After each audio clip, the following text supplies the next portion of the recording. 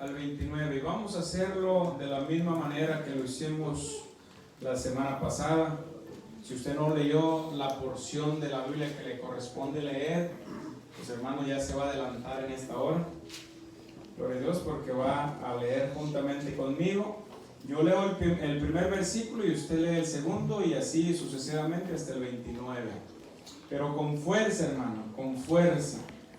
Dice la palabra del Señor en el nombre poderoso de Jesucristo, así: y oré a Jehová en aquel tiempo diciendo: Señor Jehová, tú has comenzado a mostrar a tu siervo tu grandeza y tu mano poderosa, porque ¿qué Dios hay en el cielo ni en la tierra que haga obras y proezas como la tuya? Pase yo, te ruego, y vea aquella tierra buena que está más allá del Jordán, aquel buen monte y el Líbano. Pero Jehová se había enojado contra mí a causa de vosotros, por lo cual no me escuchó. Y me dijo Jehová: basta, no me hables más de este asunto. Sube a la cumbre del Pisga y alza tus ojos al oeste y al norte y al sur y al este, y mira con tus propios ojos, porque no pasarás el Jordán. Y manda a Josué y anímalo y fortalécelo, porque él ha de pasar delante de este pueblo y él les hará heredar la tierra que verás. Y paramos en el valle delante de Bet-peor. Aleluya. Hermanos, con un gloria a Dios, con un aleluya puede tomar su lugar. Generación de conquista. Aleluya. Ese es el tema. Ese es el nombre. Generación de conquista. Si usted ha leído la palabra, si usted ha leído la historia del Éxodo, la Biblia habla de que salió una generación de Egipto, pero esa generación que salió de Egipto no llegó a la tierra prometida. Durante 40 años, una generación se quedó tendida en el desierto y la nueva generación fue la que conquistó la tierra prometida, Canaán, Jericó, aquella tierra abundante donde fluía la leche y la miel. Dos generaciones, hermanos. Dos generaciones, una que se perdió y otra que entró a la tierra prometida. Gloria a Dios. ¿A cuántos les gustaría entrar a la tierra prometida? Ahora no es un territorio geográfico como en aquel tiempo. Ahora no, Dios no nos ha prometido un territorio geográfico, un pedazo de tierra, sino nos ha prometido el cielo. Nos ha prometido un lugar eterno, una morada eterna, una morada celestial. Ese es nuestro Canaán, ese es nuestro Jericó, el cual tenemos que conquistar. Yo sé que aquí hay una generación de conquista. Yo sé que aquí hay una generación que está luchando, que está peleando, que no se va a quedar en el desierto, sino que va a luchar, aleluya, y a pelear, porque anhelamos mirar y entrar a esa tierra prometida. Le dice Moisés al Señor: Señor, por favor, le suplica Moisés: Señor, permíteme entrar a la tierra prometida, permíteme llegar allá, te pido de favor por todo lo que yo he hecho. Pero aún con eso el Señor le dice: no se hable más de este asunto, basta ya. Han provocado a ir al Santo de Israel y no pasarás, pero te voy a ser generoso contigo. Y le dice: sube al monte y de allá mira a los 4 lados y vas a divisar la tierra prometida. Solamente deleítate, pero tú no entrarás. Pero la generación, la nueva generación, excepto Josué y Caleb, fueron los que entraron a la tierra prometida. ¿Qué significa conquistar, hermanos? ¿Cuál es el significado de conquistar? Conquistar significa apoderarse de un lugar, de un territorio, de una ciudad, etcétera, por la fuerza y especialmente con armas. Wow. Entonces, hermano, me está diciendo que debo armarme para poder conquistar a Canaán. No. Dice la Biblia también que Segunda de Corintios capítulo 10 versículo 3, pues aunque andamos en la carne, fíjense lo que dice, no militamos o no andamos según la carne, porque las armas de nuestra milicia, hermanos, las armas de nuestra milicia no es un R-15, no es un AK-47, 48, no sé qué, pero no son ese tipo de armas las que nosotros debemos usar para conquistar. ¿Sabe cuáles son las armas de nuestra milicia? Dice la Biblia que nuestras armas no son carnales, sino son las poderosas en Dios para destrucción de fortalezas. Nuestras armas es el Espíritu Santo en nosotros. La arma más poderosa que usted y yo tenemos es el poder del Espíritu Santo. Cuando el Señor habla y dice que recibiréis poder, se está refiriendo a que usted va a recibir un poder exactamente que nada lo va a poder destruir. El Señor le dice a Pedro: Pedro, yo te digo que tú eres Pedro, y sobre esta roca edificaré esta iglesia que está en Isla, esta iglesia que está en su hogar, y sobre esta iglesia edificaré, aleluya, sobre esta roca edificaré mi iglesia.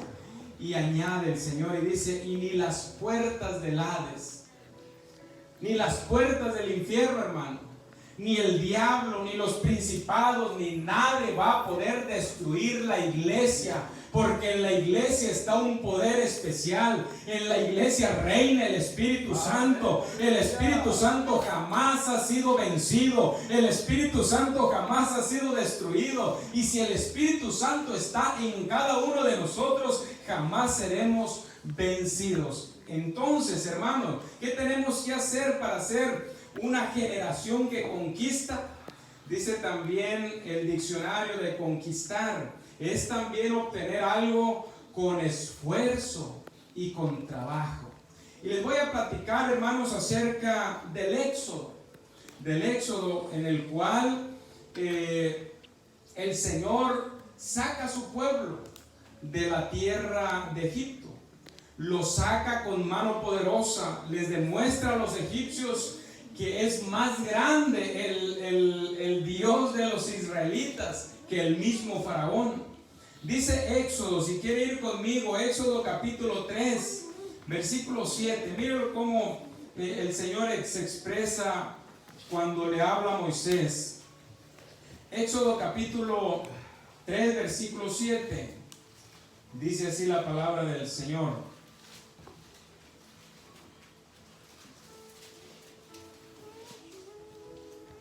dijo luego Jehová: bien he visto la aflicción de mi pueblo que está en Egipto, y he oído su clamor a causa de sus exactores, pues he conocido sus angustias.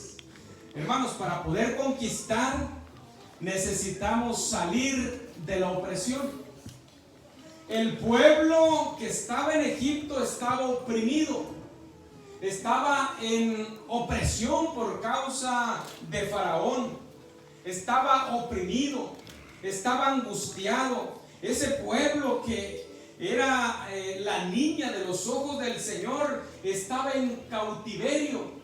Lo tenían cautivo, lo tenían esclavizado, estaba en una opresión de tal manera que ellos pasaron 430 años para que ellos se dieran cuenta de que no eran personas comunes ni normales, de que eran alguien especial delante de Dios. Y cuando se dieron cuenta de esta manera, hermanos, Dice la Biblia que comenzaron a mirar al cielo y comenzaron, aleluya, a clamar a Dios. Y ese clamor, el Señor dice que Él escuchó. Él miró la aflicción de su pueblo, porque Dios está atento a sus hijos, porque Dios está al pendiente de cada uno de nosotros. La opresión que tenía el pueblo de Israel era tanta que ellos no soportaron más, no aguantaron más. El Señor les decía que eran una generación victoriosa, que era una generación de conquista, pero ellos miraban su situación y decían: ¿cómo es que somos una generación de conquista si estamos en opresión? Como que no concordaba lo que el Señor les decía con lo que ellos estaban viviendo. Hay veces que estamos pasando momentos difíciles en nuestra vida, momentos críticos, y llega alguien, llega un hermano y te dice: hermano, tú eres un victorioso en el Señor, y como que chocan esas palabras con lo que yo estoy viviendo. ¿Cómo es que soy victorioso? ¿Cómo es que soy exitoso? No ves lo que me está pasando, no ves lo que estoy viviendo. Como que no concuerdan las palabras. Lo mismo le sucedió a Gedeón cuando Gedeón era oprimido por los madianitas y todo su pueblo. Los madianitas llegaban y se apoderaban de toda la siembra, de toda la cosecha, y los tenían oprimidos. Y los de Judá tenían que esconderse para cosechar el trigo y para poder tener un sustento para comer en sus casas. Y cuando el ángel se le aparece a Gedeón, le dice: Gedeón, varón esforzado y valiente. Y Gedeón como que se sorprende y dice: yo, un varón esforzado y aparte valiente, ¿qué no ves que estoy dentro de una cueva? ¿Qué no ves que estoy huyendo de los madianitas? Yo soy cobarde. No concordaban las palabras. Es que Dios no tiene la lógica del hombre. Dios tiene un pensamiento de victoria siempre. Dios tiene un pensamiento diferente al de usted y al mío. Cuando usted ve muerte, Dios ve vida. Cuando usted ve derrota, Dios ve victoria. Cuando usted ve fracaso, Dios ve una oportunidad para bendecirnos. Todas las cosas, dice la Biblia, todas las cosas, aún las trágicas que para nosotros creemos que ya se terminó todo, aún dice la Biblia que Él las torna en bendición, porque Él es Dios. ¿Habrá algo imposible para Dios?, le dice el ángel a Sara. Cuando el ángel le dice a Sara: vas a tener un hijo. Imagínese una mujer a los 90 años embarazándose. Y deje de eso, el marido casi 100 años. Era ilógico. Sara se comienza a reír: bueno, ¿se está burlando de mí o qué? El ángel le dice: ¿habrá algo imposible para Dios? ¿Usted cree que habrá algo imposible para Dios? Cuando Dios hizo el cielo, la tierra y todo lo que existe en ello, cuando Dios cuelga la tierra de nada, cuando Dios tiene por nombre cada estrella, cuando Dios, hermanos, ha hecho cosas que nosotros ni siquiera alcanzamos a comprender cómo las hace el Señor. ¿Habrá algo imposible? Absolutamente nada. Para poder ser conquistadores, hermanos, tenemos que salir de la opresión. Para salir a conquistar, hay que salir de su opresión. Es necesario. El pueblo de Israel necesitaba salir de la opresión de Faraón. No podían conquistar algo si ellos mismos estaban oprimidos. Usted no puede conquistar algo si usted mismo vive en opresión. Usted no puede decir algo si usted mismo no lo ha vivido. Es por eso que a veces no entendemos lo que nos sucede, pero Dios, las cosas que a veces permite nosotros, es aprendizaje para que usted sea de bendición más adelante hacia con alguien. A veces no entendemos lo que me está pasando, pero ¿por qué me enfermo? ¿Por qué no tengo promesas de Dios? ¿Sabe por qué? Porque Dios está permitiendo eso para que cuando usted vaya y alguien esté sufriendo una enfermedad, usted sienta y sepa y siente el dolor de la persona y pueda orar con fervor y pueda orar creyendo para que las cosas se realicen. El pueblo estaba oprimido, hermanos, a tal grado que la Biblia habla y dice que era tanta la opresión que los hacían trabajar jornadas largas, los oprimían, los maltrataban, los humillaban. Y es aquí, hermanos, para poder ser un conquistador tenemos que salir de la opresión. Pero para salir de la opresión, ¿qué tenemos que hacer? Hay que clamar. Tenemos que clamar. Dice la Biblia que bien he visto la aflicción de mi pueblo que está en Egipto y he oído su clamor. Miren, hermanos, no es lo mismo clamar cuando todo está bien que clamar cuando estamos pasando una situación difícil o uno de nuestros familiares. El clamor es diferente. Cuando usted clama por alguien más que ni siquiera es su familiar, clama, pero no es la misma pasión con la que clamaría si su hijo se estuviese muriendo. Si su familiar más cercano, su esposa, su esposo, su familiar más cercano no clama igual, no se clama igual.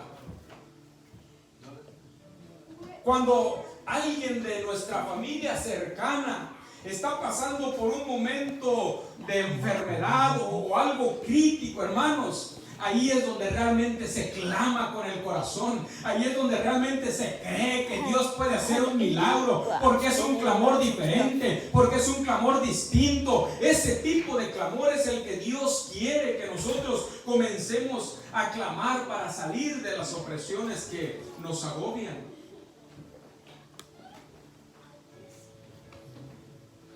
Y el pueblo de Israel, hermanos, comenzó a clamar de esa manera. Y dice la Biblia que es lo más hermoso. Dice que el Señor escuchó su clamor. Escuchó cómo su pueblo clamaba. ¿Y sabe qué? Dios no se quedó estático. Dios no se quedó esperando que los destruyeran. Dios no se quedó esperando a ver qué sucede, sino que dice la Biblia que Dios escuchó el clamor de ellos y descendió para ayudarlos a través de Moisés. El Señor mismo no puede ir en contra de su palabra. Dice Jeremías capítulo 33 versículo 3, que es un texto muy conocido. Dice la Biblia: clama a mí y no te responderé. Perdón, y yo te responderé. Jamás va a encontrar a un Dios diciéndole no te respondo. Jamás va a encontrar a un Dios diciendo sufre. Jamás va a encontrar a un Dios dándole la espalda, porque cuando Dios habla, Él cumple lo que promete. Clama a mí y yo te responderé y te enseñaré cosas grandes y ocultas que tú no conoces. Yo voy a hacer cosas que tú ni siquiera te imaginas. Pero ¿qué tienes que hacer? Clama a mí. No clames al vecino, no clames al amigo, no vayas con el pariente. Ve con Jesús. Clama a Jesús. Pídele a Él, que el Señor te esté escuchando, porque Él no desprecia. La Biblia habla y dice que Él no desprecia un corazón contrito y humillado. El salmista sabía esto.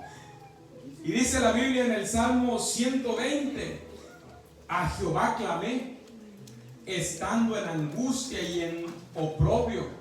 ¿Y sabe qué responde el salmista? Y Él me oyó. Él me oyó. Y yo me preguntaba, ¿qué tipo de clamor el Señor es el que escucha? ¿Cómo tenemos que clamar para que Dios nos escuche? Y no es que Dios no nos escuche, hermanos. Dios es un ser que habita en todo lugar. Pero yo me preguntaba, ¿qué tipo de clamor es el que Dios escucha? ¿Sabe qué tipo de clamor es el que Dios escucha?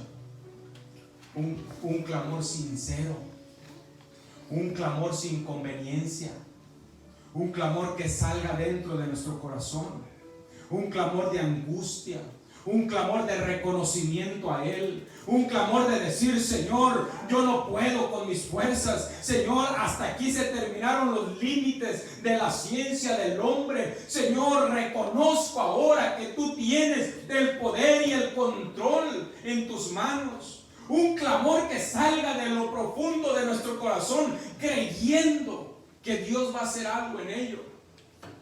Ese es el tipo de clamor que Dios escucha. Y ese clamor fue el que dio el pueblo de Israel, porque estaba angustiado, porque estaba oprimido, y Dios lo escuchó. Cuando el Señor los escucha, envía a Moisés y le dice a Moisés: Moisés, vas a ir a mi pueblo y los vas a sacar de allí, porque son una generación que conquista, porque van a conquistar una tierra a la cual yo ya he decidido dársela. El pueblo ya era un conquistador desde el momento en que lo sacó con mano fuerte y poderosa. Pero ahora sucede algo, hermanos, que aquí quiero centrar el mensaje. Sucede algo con aquella generación. Pasaron de ser una generación oprimida, una generación esclavizada, a ser una generación libre. Pero Dios los introdujo al desierto. Dios los llevó al desierto. ¿Sabe para qué es el desierto? El desierto es el proceso de madurez de cada uno de nosotros. Es donde Dios trabaja en nuestra vida. Es donde Dios va cambiando nuestros caracteres. Es donde Dios nos va moldeando. Es donde nos pone en la rueda del alfarero. Es donde comienza a corregir cosas o situaciones que nosotros aún traemos cargando en nuestra vida de la vieja manera de vivir. El desierto es ese de situaciones en nuestra vida que tal vez se nos hacen difícil de cambiar. Y Dios usa el desierto como un proceso de crecimiento para nosotros. El desierto es un tiempo para capacitarnos. Hermanos, cuando usted llega al camino del Señor, no es nada más llegar, entrar y decir ya todo está bien. Comienza un proceso de transformación en su vida, que a veces puede traer dolor, sufrimiento, angustia, desesperanza, pero eso le va a servir porque lo va a ir cambiando, lo va a ir transformando a tal manera que Dios lo va a hacer a su forma. Es ese proceso en el cual muchos no resisten. Ese proceso es el que muchos entran a los caminos del Señor y en poco tiempo los miramos afuera. ¿Sabe por qué? Porque no resistieron el proceso del desierto para ser transformados. Eso fue lo que le sucedió a la generación. El proceso que el Señor tenía para ellos era sencillo, fácil de llevar. El camino más corto a la tierra de Canaán, ¿sabe cuántos días eran? Eran 40 días. El proceso era fácil para ellos. Era sencillo, solamente adaptarse a la libertad del Señor. Salieron de Egipto. Pero ¿sabe una cosa? Egipto no salió de ellos. ¿Qué significa Egipto? Hermanos, en nuestro tiempo Egipto significa el mundo.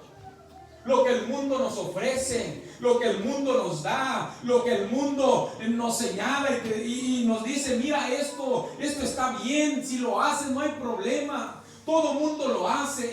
Egipto es eso, la promoción del mundo, y el mundo destruye. El mundo acaba, el mundo mata.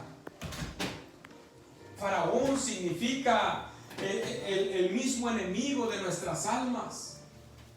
El enemigo siempre quiere tenernos oprimidos, siempre quiere tenernos en esclavitud, haciendo lo que él quiere.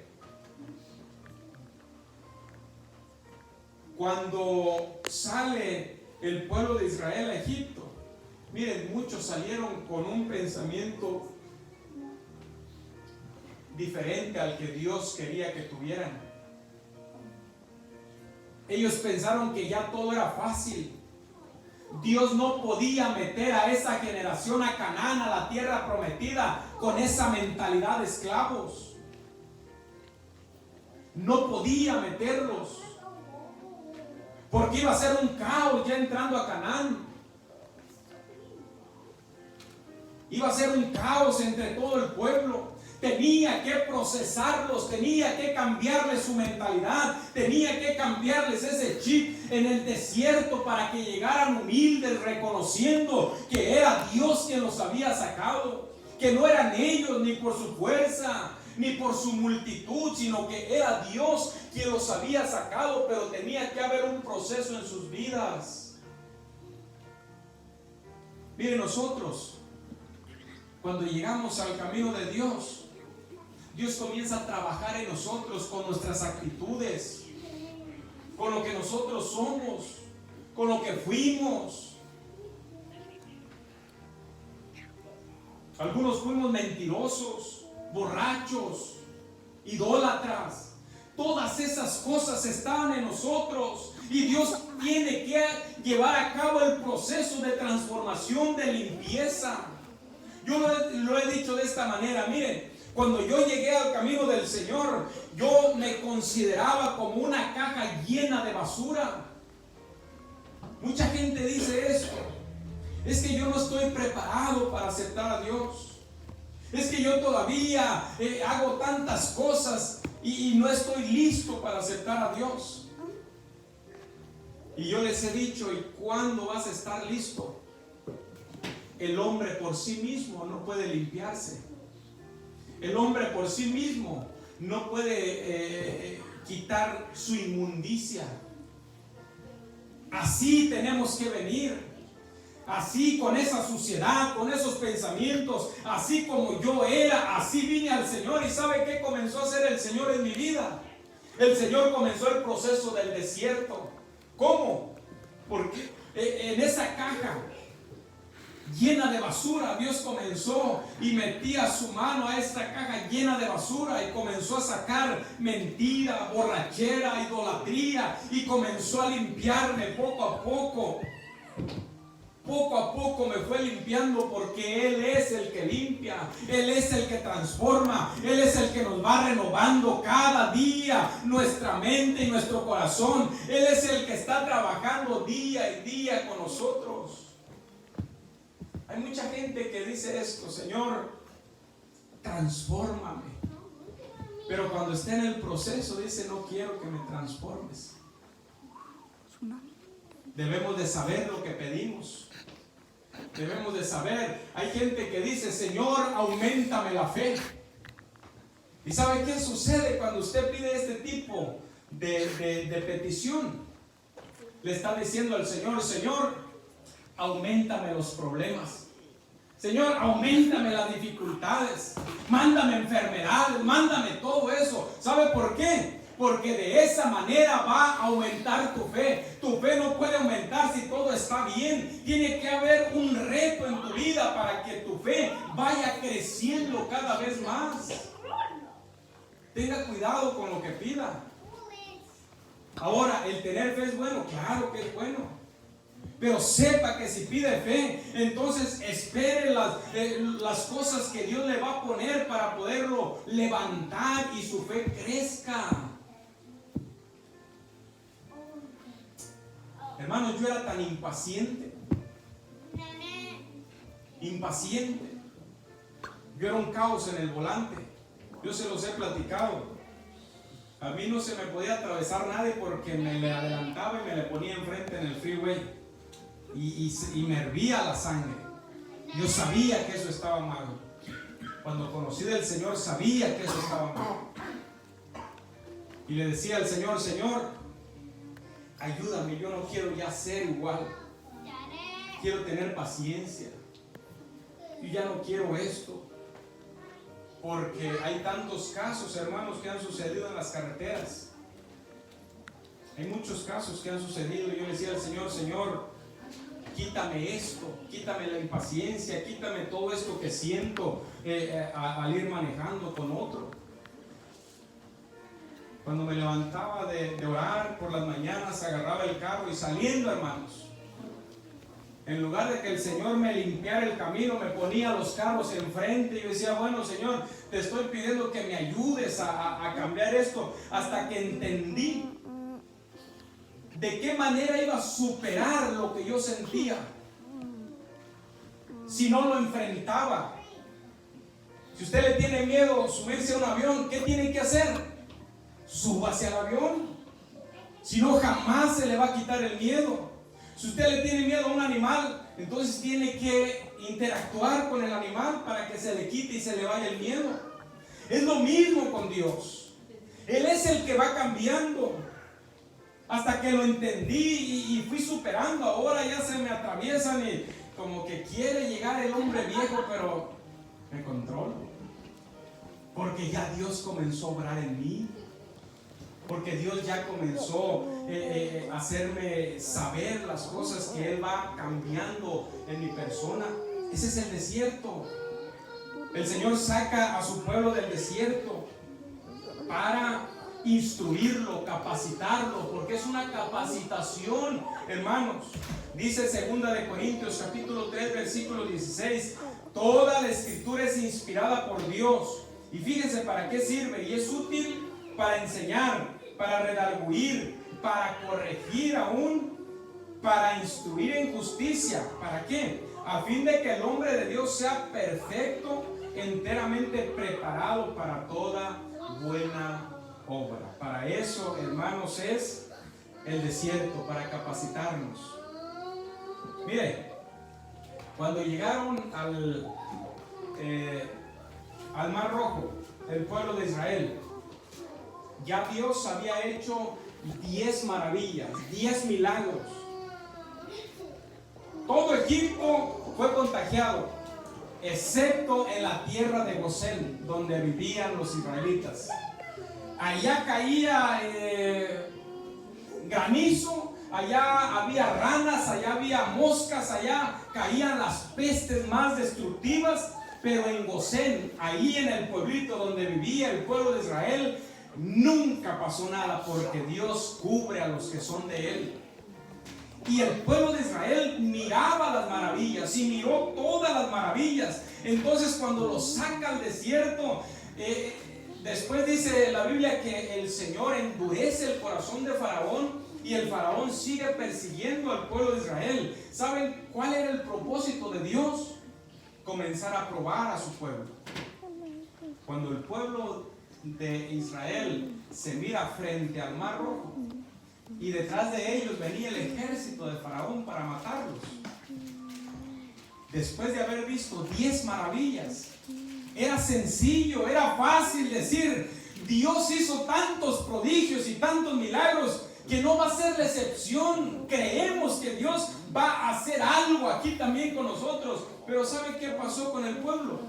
El pueblo comenzó a decir: para eso nos sacaste, para que viniéramos a morir aquí al desierto. No confiaron en Dios, no le creyeron a Dios, y ese fue su peor error. Hay veces que la gente dice, cuando viene a Dios y está viviendo situaciones difíciles en el evangelio, y dice: yo estaba mejor en el mundo. ¿No les ha tocado escuchar eso? Yo estaba mejor allá. Estaba mejor en Egipto, en la opresión, allá donde el diablo me tenía, en las drogas, en el alcohol. No, hermano, usted no ha comenzado a creer y a confiar realmente que tenemos un Dios poderoso, realmente que Dios es el Dios que puede hacer todas las cosas posibles. Eso fue lo que sucedió con el pueblo de Israel. Si el pueblo de Israel le hubiese dicho: tenemos a un Dios poderoso que nos libró de mano de Faraón, creemos que el Señor va a hacer algo aquí.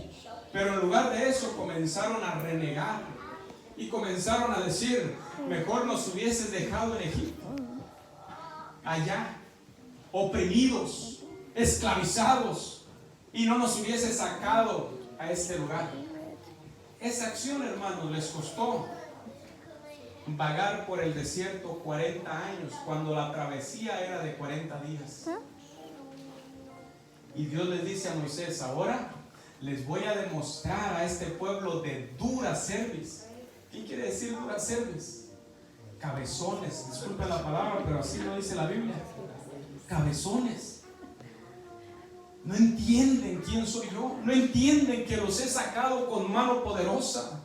Tienen un corazón duro, siguen siendo esclavos de su misma actitud, siguen siendo esclavos tal y como eran en Egipto. Yo los he traído para brindarles libertad y para darles una vida nueva y diferente, pero tienen que comportarse como tal, como una gente libre. Saben que todos los activistas, todos los que pelearon por la libertad racial en este país, dieron sus vidas.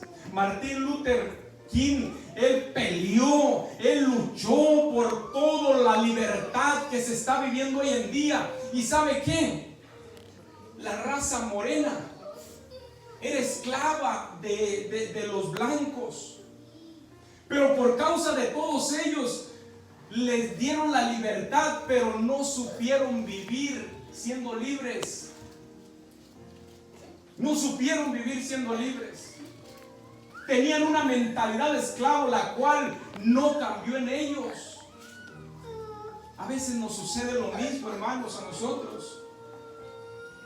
Vivimos en el mundo, sirviéndole al mundo, sirviéndole al enemigo, siendo esclavos del alcohol, siendo esclavos de la pornografía, siendo esclavos del cigarro, de la idolatría. Y cuando llegamos al Señor y el Señor nos quiere librar y nos quiere hacer libres, como que no sabemos vivir esa libertad y anhelamos nuevamente hacer las cosas que hacíamos antes. Y a veces se nos complica más, porque tenemos un pie allá, queremos hacer las cosas de allá, pero también quiero servirle a Dios. Y la Biblia dice que nadie puede servir a dos señores. Israel amaba a Dios cuando venía Dios y le hacía un milagro, pero después, cuando se enfrentaban con otro problema, comenzaban a renegar de Dios. Comenzaban a decir: Señor, ¿para eso nos sacaste? ¿Para matarnos en el desierto? Nos hubieras dejado allá comiendo cebollas y ajos, que era mejor que estar aquí en el desierto. Siempre se quejaron, siempre le dijeron al Señor: Señor, no tienes la capacidad de dirigirnos, no con sus palabras, sino con sus acciones. Hoy en día, hermanos, da tristeza mirar a gente cristiana, que son cristianos, que se dicen ser cristianos, y cuando llega la dificultad a su vida, como que retroceden y no le creen a Dios que puede hacer un milagro, que puede mover y remover las piedras, que puede sanar el cáncer, que puede librar de la misma muerte, aún resucitar a los muertos. Como que no le creen. Y es algo triste, porque nos volvemos esa generación que quedó postrada en el desierto. En el desierto Dios nos quiere transformar la mentalidad de esclavos a una mentalidad de libertad. Dice Romanos capítulo 12, versículo 2: no os conforméis a este siglo. En otra traducción dice: no se conformen a este mundo, sino transformaos por medio de la renovación de vuestro entendimiento, para que comprobéis cuál sea la buena voluntad de Dios, agradable y perfecta. En el desierto sale lo mejor o lo peor de cada uno de nosotros. ¿No les ha sucedido? Cuando estamos atravesando una crisis, ahí es donde nos sale lo peor de nosotros o lo mejor de nosotros. El pueblo de Israel en el desierto le salió lo peor. Querían matar a Moisés. Hicieron un dios de un becerro de oro y dijeron: este es nuestro Dios. Salió la murmuración, salió la crítica. Murmuraban de Moisés, murmuraban de los siervos de Dios.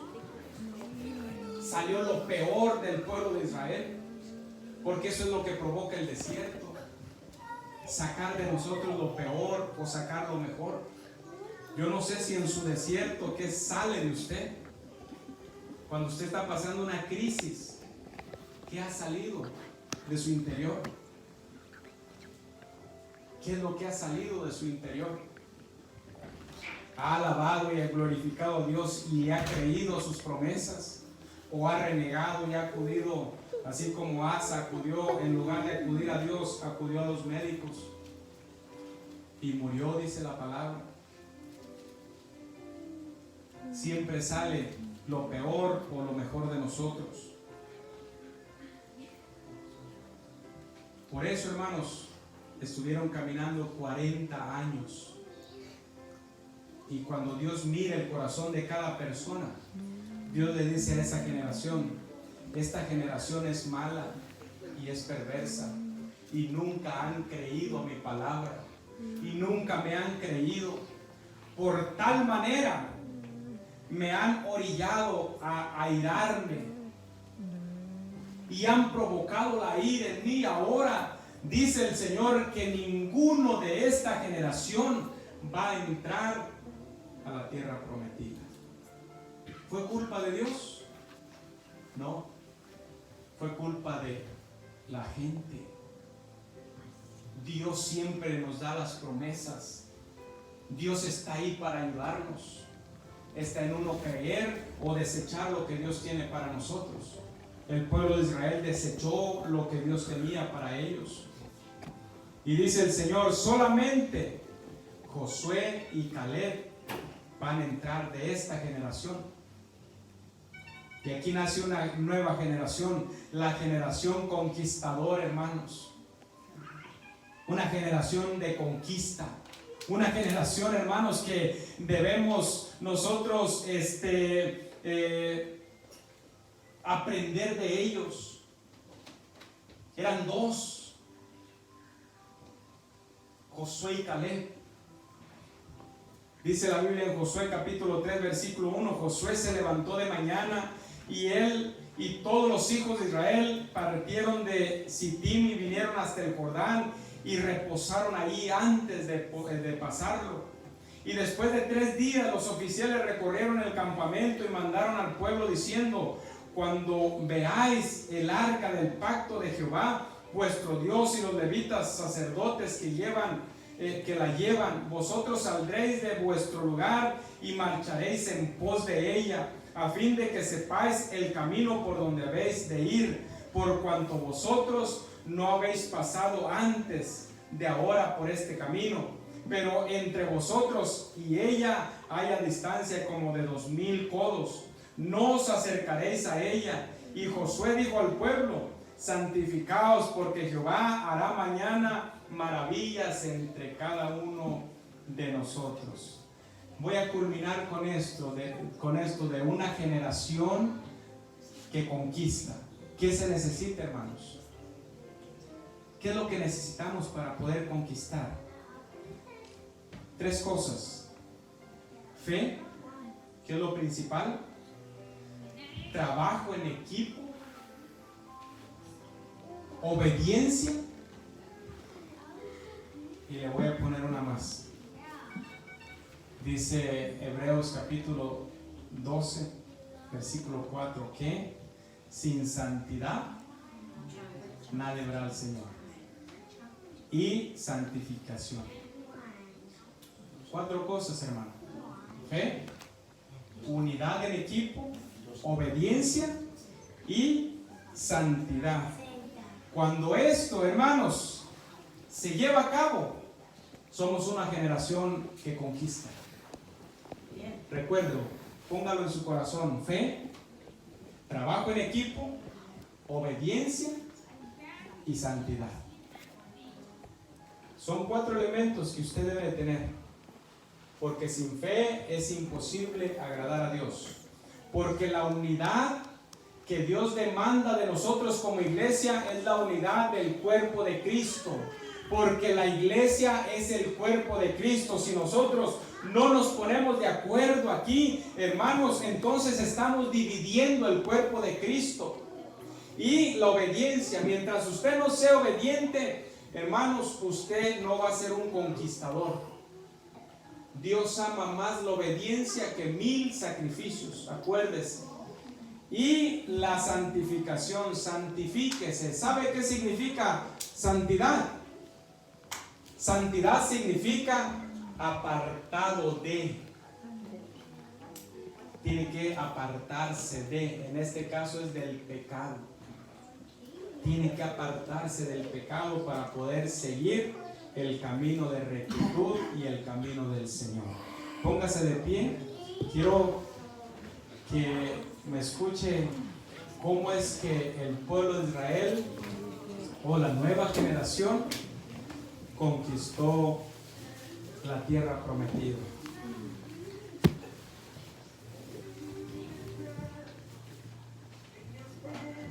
Dice el libro de Josué que cuando cruzaron el Jordán, cuando todo el pueblo era guiado por Josué, llegaron a un pueblo llamado Jericó, y sus murallas, hermanos, estaban altísimas y eran tan anchas, hermanos, que cabía por encima de ellas, cabía un carruaje. Así de grande, hermanos, estaba cercada Jericó. Y todo el pueblo miró la cerca de Jericó y dijeron: ¿cómo vamos a conquistar esta ciudad? Y Josué les dice: ¿habrá algo imposible para Dios? Y miren cómo la conquistaron. Por eso yo les decía que un conquistador necesita de fe, necesita de unidad, necesita de obediencia y necesita de santidad. Josué y todo el pueblo tuvieron fe y después se unieron en un equipo y obedecieron a lo que el Señor les dijo. Le dijo el Señor a Josué: Josué, ármate todos los escuadrones de Israel y ármalos con trompetas, ármalos con instrumentos de música, y vas a salir por 7 días a darle una vuelta cada día a esta muralla. No van a hacer nada los primeros días, solamente van a darle una vuelta. Pero en el 7º día no van a dar una vuelta, van a dar 7 vueltas. Y van a ir cantando, y van a ir alabando, y van a ir gozándose, porque yo estoy a punto de entregarles la tierra, yo estoy a punto de entregarles este territorio, y estos muros no van a ser algo que se oponga en entregarles lo que yo quiero entregarles. Imagínense aquel pueblo, hermanos. Los que los miraban decían: esos están locos, mira. ¿Qué es lo que están haciendo? ¿Creen que con dar vueltas van a tumbar la muralla? No se imaginaban que los que iban ahí tenían respaldo del Dios eterno. No se imaginaban que los que iban ahí, aleluya, Dios ya les había dado una promesa. Y dice la Biblia que en el 7º día comenzaron a dar 7 vueltas, y al cabo de la 7ª vuelta, dice la Biblia que comenzaron a cantar y comenzaron a alabar al Dios de Israel. Y cuando antes de terminar la 7ª vuelta, dice que se pararon y todos gritaron a una sola voz, con las trompetas, con los címbalos, con todo lo que tenía. Gritaron como un ejército, y en aquel momento, hermanos, Dios envía el poder tan grande que las murallas se derribaron, que se cayeron hasta el suelo, que se abrió todo aquel territorio y comenzaron a entrar y conquistaron a Jericó en aquel día. Yo no sé, hermano, aleluya, si usted en este día, ¿de qué generación es? ¿De la que se quedó tendida? ¿O es aquella que le ha creído a Dios? Aleluya. Si usted quiere levantar sus manos, ahí levante sus manos. Y dígale al Señor: Señor, aleluya, yo quiero ser de la generación que conquista. Yo quiero ser de esa generación que conquista. Yo quiero ser de la generación que llega a Canaán. Yo quiero ser de la generación que vence, que triunfa, que se esfuerza, que trabaja, que vive en unión, aleluya, que vive en obediencia, que vive en santidad. Yo quiero ser de esa generación. Aunque me pases por el desierto, aleluya, pero yo quiero llegar a Canaán. Transfórmame, cámbiame, ayúdame, Señor.